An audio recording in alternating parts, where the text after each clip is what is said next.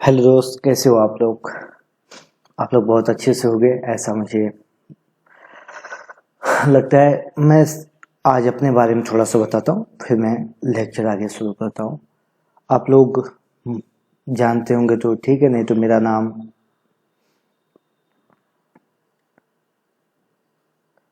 नाम राजीव मिश्रा है।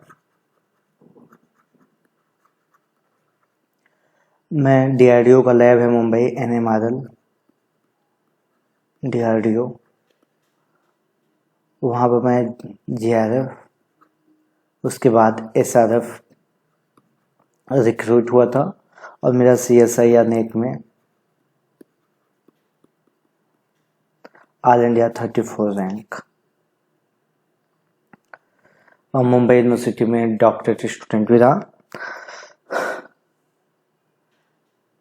ये मेरे बारे में इंट्रोडक्शन रहा। मैं मोर देन 5 इयर्स मेरा टीचिंग एक्सपीरियंस है। ढेर सारे ऐसे बंदे रहे हैं, आई थिंक 20 के आसपास, जिनको मैंने ट्रेंड किया है कैसे टीचिंग किया जाता है, और आज हम आप लोगों के बीच आए हैं। आज का हमारा जो टॉपिक है, chemical property of nitrogen family. ठीक है, तो आज हम नाइट्रोजन फैमिली के केमिकल प्रॉपर्टीज के बारे में देखेंगे। फिजिकल प्रॉपर्टी जैसा आप जानते होंगे, नाइट्रोजन फैमिली में हमने आपको बताया होगा, एक्सेप्ट नाइट्रोजन ऑल। नाइट्रोजन क्या होता है? नॉटी बॉय होता है। एक क्या हो गया? नॉटी बॉय हमेशा घूमते फिरते रहेंगे गैसेस फॉर्म में। Other elements phosphorus to bismuth किस में होते हैं? ये सभी सॉलिड के फॉर्म में होते हैं। दूसरा चीज, नाइट्रोजन के except all elements have allotrope. आपको मालूम होना चाहिए सबके पास एलोट्रॉप्स होते हैं। और एक बात और इम्पोर्टेंट हम बात बता दें, जितने भी मेटल्स होते हैं उसमें गोल्ड और कॉपर के अलावा जितने भी ऑल मेटल्स होते हैं सब ग्रे सिल्वर कलर का होता है। ठीक है, ग्रे सिल्वर कलर का होता है। ये आपको सभी मेटल के लगभग सेम होते हैं। दो एलिमेंट्स ऐसे होते हैं, कॉपर और गोल्ड ऐसे होते हैं जिसमें ग्रे सिल्वर कलर नहीं होता है। इसके अलावा जितने मेटल्स होते हैं टोटल पीरियोडिक टेबल में 93 to 95 एलिमेंट जो होते हैं वो मेटल्स होते हैं, और 11 जो होते हैं वो गैस के फॉर्म में होते हैं। 7 मेटल आयंस होते हैं। ठीक है, और ये सारी चीज़ें आपको आनी चाहिए। आपको वैसे 2 ऐसे होते हैं जो बिलो रूम टेम्परेचर लिक्विड होते हैं, और 7 ऐसे होते हैं, 8 ऐसे होते हैं जो क्या होते हैं, लिक्विड के स्टेट में होते हैं, रूम टेम्परेचर से थोड़ा मतलब 35 डिग्री के आसपास हो, लिक्विड के फॉर्म में होते हैं। ये सब तो हो गया ब्रीफ इंट्रोडक्शन इसके बारे में। आइए हम अपने टॉपिक पर आते हैं। ठीक है,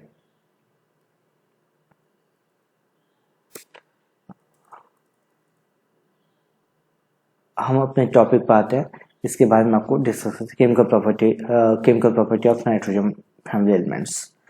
सबसे पहले हम इसका रिएक्शन देखेंगे, रिएक्शन विद हाइड्रोजन। नोट करना, ये हम पी ब्लॉक केमिस्ट्री लेक्चर 3 है। इसके पहले मैंने लेक्चर 1 लेक्चर 2 अपलोड किया है, उसको आप देख सकते हो। ये जो है लेक्चर 3 है, इसमें नाइट्रोजन फैमिली एलिमेंट्स के, नाइट्रोजन फैमिली के हम केमिकल प्रॉपर्टी को केवल डिस्कस करेंगे। ठीक है, और आपके एनसीईआरटी को कवर करते हुए, आपके स्टेट बोर्ड को कवर करते हुए, जो आपके एग्जाम में जितनी पॉसिबिलिटी हैं जो आ सकते हो, उन सारी चीज़ों को ध्यान में रखते हुए वीडियो तैयार किया गया। प्लीज़ ध्यान से इसको समझना। ये ध्यान देना, हाइड्रोजन होते हैं तो हाइड्रोजन पर क्या होता है? H+ नोट करना। और जो ए एलिमेंट्स होते हैं इसके ऊपर क्या होता है? ये सारे एलिमेंट्स पर क्या होता है? एलिमेंट्स नेगेटिव में कितने चार्ज शो करते हैं? -3। ध्यान देना, मैं आपको याद नहीं करना होगा। तो ये जब ये -3 शो करते हैं, हाइड्रोजन +1 होता है। ये दोनों जब कंपाउंड एक दूसरे से रिएक्शन करने के बाद बनाएंगे तो क्या बनेगा? EH। हाइड्रोजन का चार्ज E के नीचे 1, और इसका E का नेगेटिव चार्ज इसके नीचे। मीन्स ये जितने भी एलिमेंट्स होते हैं हाइड्रोजन से रिएक्ट करके EH3 टाइप के हाइड्राइड का फॉर्मेशन करते हैं। EH3 टाइप के हाइड्राइड का फॉर्मेशन करते हैं। ठीक है, अब एग्जांपल आप पूछोगे NH3 PH3 ASH3 SBH3 ऐसे ये फॉर्मेशन करते हैं और यहाँ पर बिस्मथ का भी हाइड्राइड होता है। इस प्रकार से हाइड्रोजन से रिएक्शन करने के बाद इनके ऐसे नेचर होते हैं, ये आपको समझ में आ रहे होंगे। ठीक है, उसके बाद हम आप लोगों को कुछ और चीज़ें बता रहे हैं, ध्यान समझना। हाइड्राइड है तो आप जानते हो टॉप टू बॉटम जाने पर मीन्स नाइट्रोजन टू बिस्मथ जाने पर मेटेलिक कैरेक्टर इंक्रीज होता है, मेटेलिक कैरेक्टर इंक्रीज होता है। ठीक है, ये आप जानते हो। अब ध्यान समझना, टॉप टू बॉटम जाने पर यहाँ पर जो इसका होता है, इसकी स्टेबिलिटी, हाइड्राइड की स्टेबिलिटी डिक्रीज होती जाती है। हाइड्राइड की stability top to bottom nitrogen to bismuth जाने पर डिक्रीज होती जाती है। हाइड्राइड की स्टेबिलिटी डिक्रीज होगी। अगर NH3 का हाइड्राइड ज़्यादा स्टेबल होगा देन PH3 का इसका होगा, मतलब ये हाइड्राइड की स्टेबिलिटी अगर डिक्रीज होती जाएगी तो आपको कुछ समझ में आ रहा है क्या आपको मिल रहा है? आप जानते हो यहाँ पर इस आगे जो मैं बताने जा रहा हूँ उसके पहले आपको मालूम होना चाहिए रिडक्शन क्या होता है। हाइड्रोजन कहीं पर हाइड्रोजन अगर हाइड्रोजन का एडिशन हो जाए या इलेक्ट्रॉन का एडिशन हो जाए तो उसको रिडक्शन कहते हैं। हाइड्रोजन एलिमिनेट हो जाए या तो इलेक्ट्रॉन उसमें से बाहर निकल जाए उसको हम कहते हैं ऑक्सीडेशन। और भी डिफिनेशन होते हैं और भी कॉन्सेप्ट होते हैं, हम उसको नहीं डिस्कस करें। हमें जो यहाँ से काम है ध्यान से देखना, ये जल्दी ब्रेक नहीं होगा क्योंकि ज़्यादा स्टेबल, लेकिन ये इजीली ब्रेक हो जाएगा। तो ये जल्दी से हमें हाइड्रोजन दे देगा, H+ दे देगा, यहाँ से जल्दी से हाइड्रोजन हमें बाहर निकल जाएगा। मीन्स जो हाइड्रोजन जल्दी से दे देगा तो ये दूसरे को अगर इसके साथ बिस्मथ हाइड्राइड के साथ कोई दूसरा कंपाउंड अगर ऐड होता है तो बिस्मथ उसको आसानी से अपना हाइड्राइड आयंस दे देगा, मीन्स उसको इजीली रिड्यूस कर देगा। ठीक है, तो नाइट्रोजन टू बिस्मथ जाने पर रिड्यूसिंग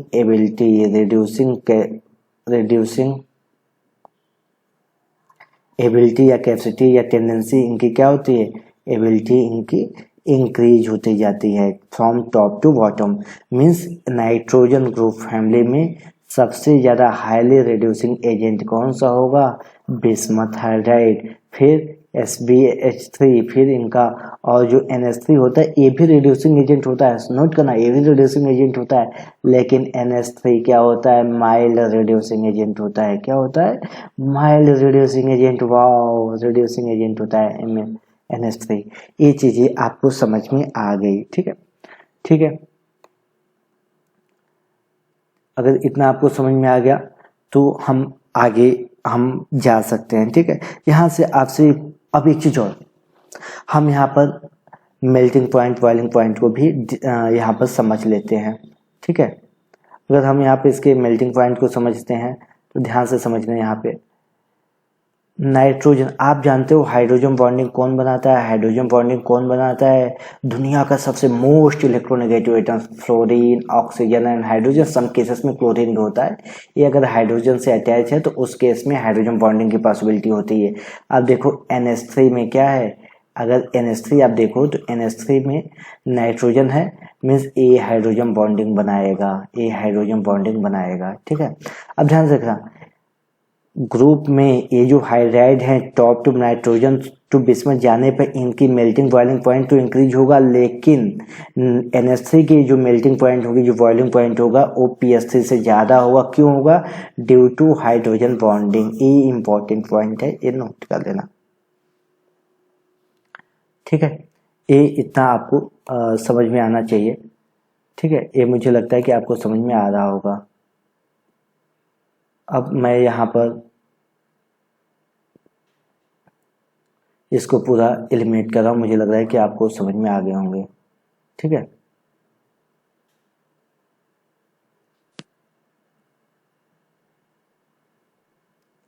हम दूसरी केमिकल प्रॉपर्टीज को देखते हैं। दूसरा प्रॉपर्टी देखते हैं किसके साथ, रिएक्टिविटी टुवर्ड्स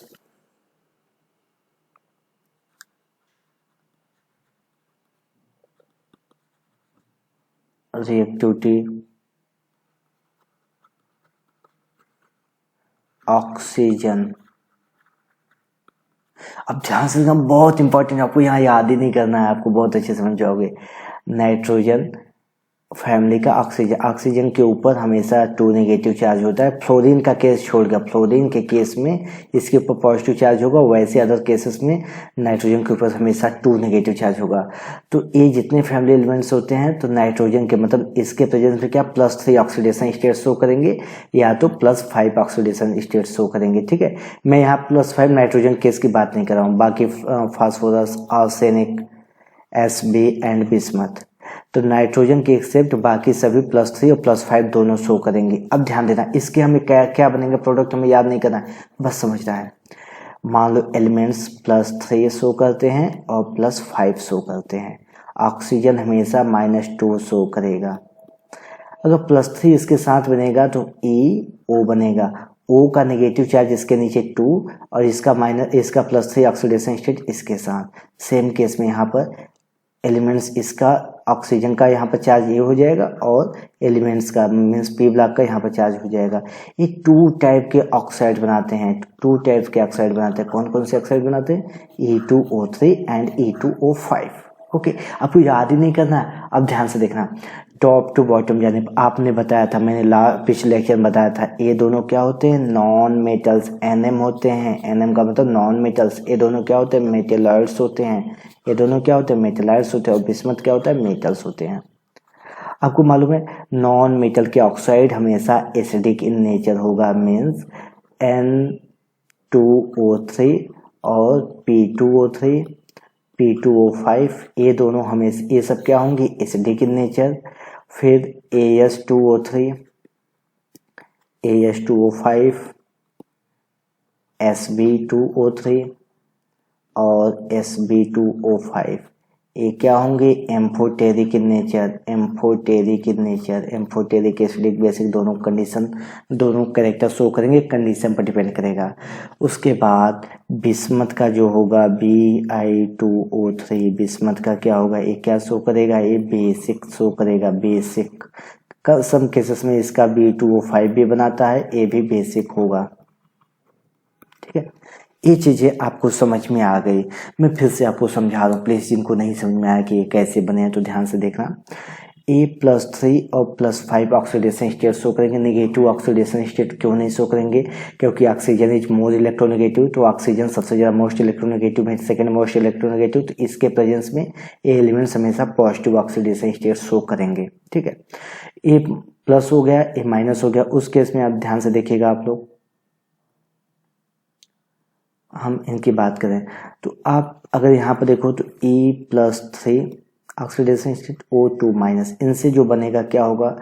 O पहले लिखो, O का जो चार्ज है, O का चार्ज E के नीचे और E का चार्ज O के नीचे, इस टाइप का ये बनाएगा ऑक्साइड्स। और दूसरा अगर हम इस केस की बात करें तो E+5 और O2-, इसको आप कैसे लिखोगे? O पहले लिखोगे, O का चार्ज E के नीचे 2 और E का चार्ज इसके नीचे, इस टाइप का ये यहाँ पर प्रोडक्ट फॉर्मेशन होगा। ठीक है, इतना तो आप लोगों को समझ में आ गया होगा। ठीक है, अब इसके कुछ प्रॉपर्टी, अब आपको मैंने शुरू बताया कि इनके ऑक्साइड्स के नेचर क्या होंगे। ऑक्साइड नाइट्रोजन और फास्फोरस के जो ऑक्साइड्स होंगे acidic in nature because these two are non-metals. Arsenic and antimony oxides are metal. These are metallics, so their oxide has amphoteric character. Bismuth is a metallic substance, so its oxide has basic character. Okay, I think you know very well. हम इसको और properties का discuss कर रहे हैं। ठीक है, इसको समझा रहे हैं, आपको समझना। अब आप बताओ E2O3 एंड E2O5, आपको ऐसे कंपैरिजन बता देगा। बताओ which one is more acidic? More acidic कौन सा ज्यादा एसिडिक होगा? तो आप देखो E2O5 पर E पर +3 ऑक्सीडेशन स्टेट और इस पर +5 ऑक्सीडेशन स्टेट। आप जानते हो ऑक्सीडेशन स्टेट इंक्रीज करने पर एसिडिक कैरेक्टर इंक्रीज होता है, एसिडिक कैरेक्टर इंक्रीज होता है। ठीक है, मीन्स E2O5 टाइप के जो होंगे, E2O5 टाइप के ऑक्साइड्स होंगे, उनकी एसिडिक कैरेक्टर ज़्यादा होगी। अब देखो जो कुछ ऐसे स्टूडेंट होंगे जिनको ये नहीं समझ में आया, तो अब तो समझिए ऐसा क्यों होता है। मैं आपको बता रहा हूँ एक्सप्लेनेशन, प्लीज एक्सप्लेनेशन इसका, ठीक है।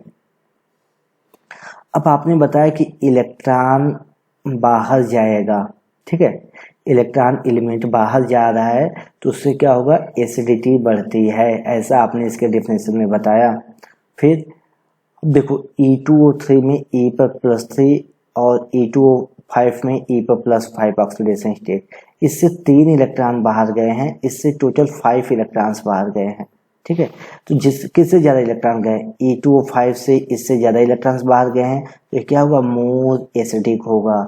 मीन्स ऑक्सीडेशन स्टेट जितना ज़्यादा होगा, पॉजिटिव ऑक्सीडेशन स्टेट जितना ज़्यादा होगा, उससे इलेक्ट्रॉन्स उतने ज़्यादा बाहर रिलीज हुए होंगे, सो उसकी ऑक्सीडेशन स्टेट ज़्यादा होगी और एसिडिक कैरेक्टर उसका ज़्यादा होगा। एक और यहाँ पर पॉसिबिलिटी है, क्वेश्चन अराइज हो सकता है, कौन सा, विच वन इज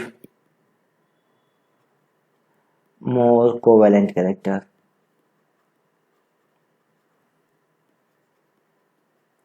किसके पास कोवेलेंट कैरेक्टर ज़्यादा होगा, ठीक है। तो आप जानते हो, क्या आप जानते हो, class 11th chapter periodic properties में आपको ऐसा बताया गया है कि जितना ज़्यादा चार्ज होगा, चार्ज जितना ज़्यादा होगा उनका क्या होगा, पोलराइजेशन ज़्यादा होगा, क्या होगा, पोलराइजेशन उनका ज़्यादा होगा, मोर पोलराइजेशन। सो मोर पोलराइजेशन से क्या होगा, उनमें कोवैलेंट कैरेक्टर ज़्यादा होगा, कोवैलेंट कैरेक्टर ज़्यादा होगा, ठीक है। अब ध्यान दो, E2O5 और E2O3 में इसके ऊपर ऑक्सीडेशन स्टेट +5 है, यहाँ पर +2 +3 है, तो यहाँ पर चार्ज ज़्यादा है, प्लस चार्ज ज़्यादा है, तो इसका कोवैलेंट कैरेक्टर ज़्यादा होगा, ठीक है, इसका कोवैलेंट कैरेक्टर इसका ज़्यादा होगा। तो यहाँ से आप अगर P2O5 P2O3 में कौन ज़्यादा एसिडिक होगा, P2O5, कौन ज़्यादा कोवैलेंट कैरेक्टर किस में होगा, P2O5 में ज़्यादा होगा। ये आपको आंसर आपको समझ में आ गए होंगे, ठीक है। हम इसके बाद दूसरे इसके केमिकल प्रॉपर्टीज को यहाँ पर आपको बताने जा रहे हैं। आप इस बार इसका स्क्रीनशॉट ले सकते हो, आई थिंक आपको समझ में आया होगा, ओके।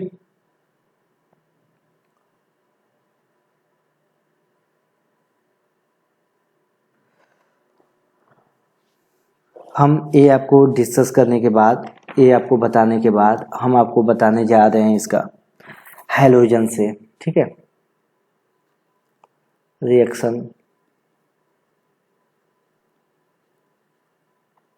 With halogens.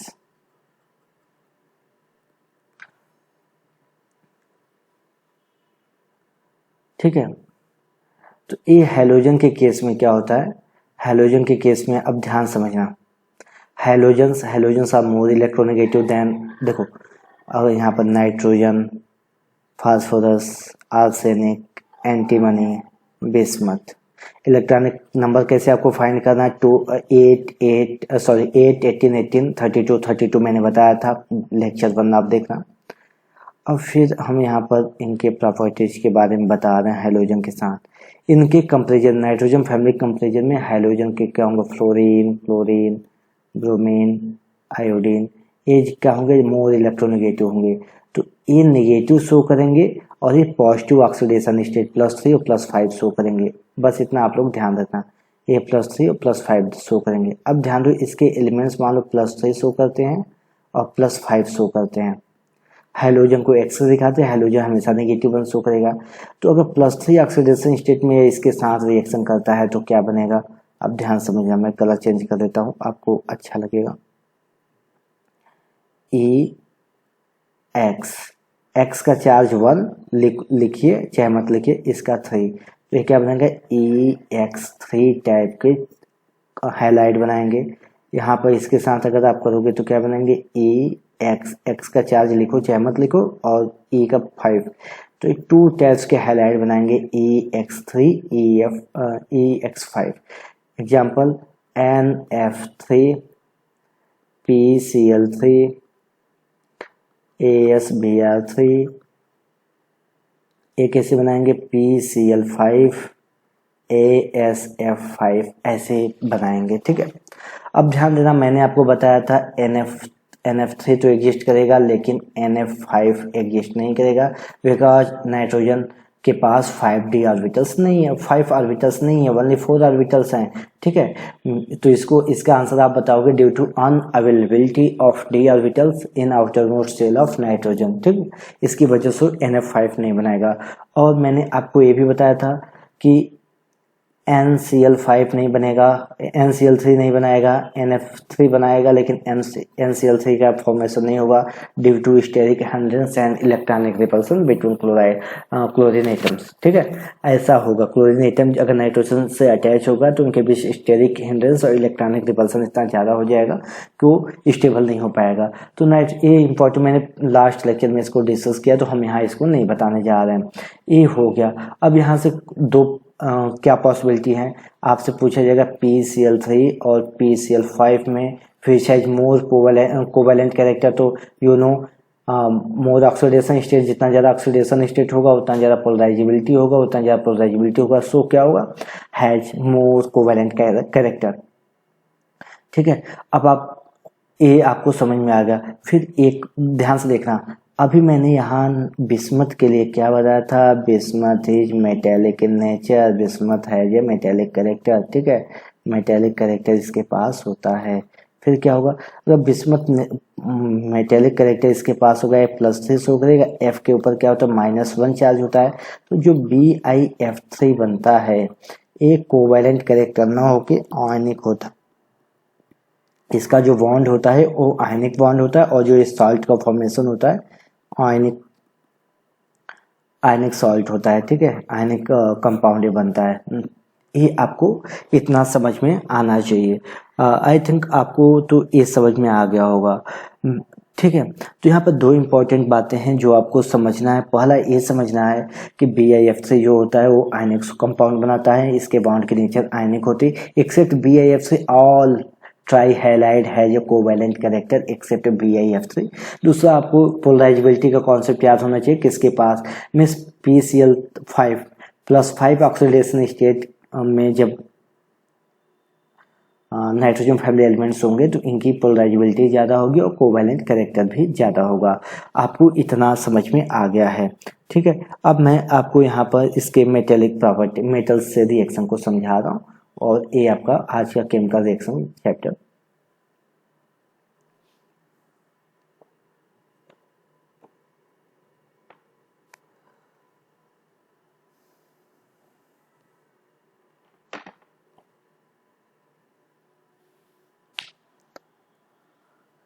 अब ध्यान देना, मैंने आपको बताया कि रिएक्शन विद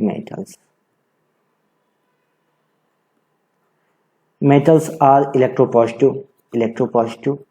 तो नाइट्रोजन फैमिली के जितने एलिमेंट्स होंगे, नाइट्रोजन फैमिली के एलिमेंट्स सब क्या शो करेंगे, -3 ऑक्सीडेशन स्टेट शो करेंगे। ध्यान से देना, कैल्शियम पर +2 चार्ज होता है, नाइट्रोजन फैमिली के एलिमेंट्स -3 चार्ज करेंगे तो क्या बनेगा, CaE। तो Ca का चार्ज इसके नीचे, E का चार्ज इसके नीचे हो जाएगा, तो इस प्रकार से बनेगा कैल्शियम। अब देखो, हम कैल्शियम फ्लोराइड से बन सकता है। फिर इसी प्रकार से आप, सॉरी यहाँ पर कैल्शियम फ्लोराइड नहीं होगा,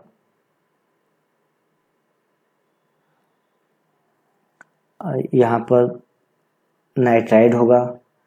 अगर हम सोडियम की बात करें, सोडियम पर +1 चार्ज होता है, ठीक है, और फास्फोरस पर -3 चार्ज होता है, तो ये क्या बनाएगा, Na3P।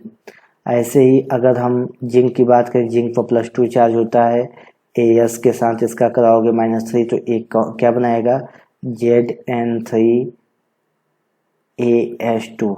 इस प्रकार से मेटल से रिएक्शन करने के बाद ये नाइट्राइड टाइप का जो बनाएगा, नाइट्राइड, फास्फाइड, आर्सेनाइड, इस तरीके से ही फॉर्मेशन इनका होता है, ठीक है। तो मुझे लगता है कि आपको इसके केमिकल रिएक्शन समझ में आ गए होंगे कि कैसे ये मेटल से रिएक्शन करता है, कैसे ऑक्सीजन से रिएक्शन करता है, कैसे हाइड्रोजन से रिएक्शन करता है, कैसे हैलोजन से रिएक्शन करता है। ये सारी चीज़ें आपको बहुत अच्छे से समझ में आ गई होंगी, ठीक है।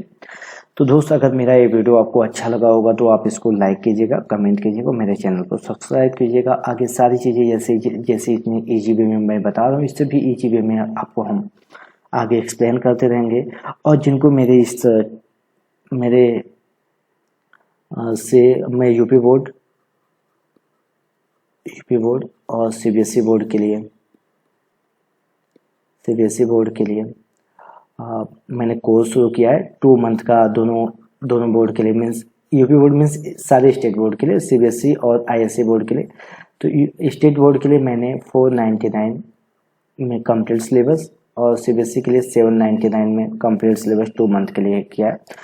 जिनको मेरा एक कोर्स करना है उनके लिए मेरा ये व्हाट्सअप नंबर है 7703912119। इस पर आप मुझे कांटेक्ट कर सकते हैं। डेमो क्लास तो यहाँ पर आप मुझे देख चुके हैं, अगर है तो आपको कांटेक्ट करना होगा। डेमो क्लास इसके बाद में आपको 2 डेमो क्लास देंगे, उसके बाद आपको